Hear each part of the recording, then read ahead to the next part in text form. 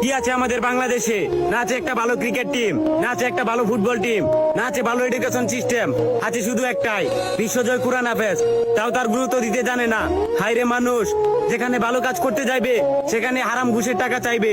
দিনরাত পরিশ্রম করে একটা মেধাবী স্টুডেন্ট তার মা বাবার মাথার ঘাম পায়ে ফেলার টাকা দিয়ে শিক্ষা অর্জন করে সিভি নিয়ে প্রত্যেকটা অফিসের পিছনে পিছনে ঘুরে, অথচ মোটা অঙ্কের টাকা না গুনতে পারলে চাকরি পাওয়া যায় না। আসলে বর্তমানে দেশটাতে চুরবাটপার দালালে ভরে গেছে। আর কত করবি মানুষের ক্ষতি? সময় থাকতে মানুষ হ, নয়তো আল্লাহর মায় ধীরে ধীরে পাবি।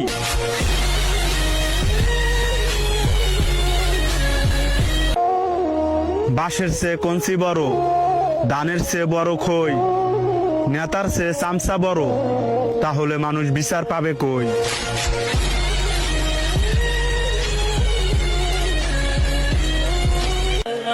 নেতার পিছনে ঘুরে শেষ করবা নিজের যৌবনকাল, আবার বাইবার একবার নামাজ পড়া কাটায় দিবা নিজের বুড়া কাল।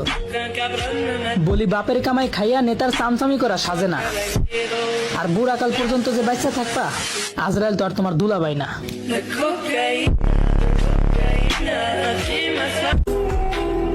আস্তাগফিরুল্লাহ, আপনি ভাবতেও পারবেন না এই ভিডিওটা শেয়ার করে দিলে এই আস্তাগফিরুল্লাহ যদি একবার আপনার শেয়ারের কারণে যদি একবার কেউ পড়ে, তাহলে আপনার জন্য তওবা হয়ে যাবে।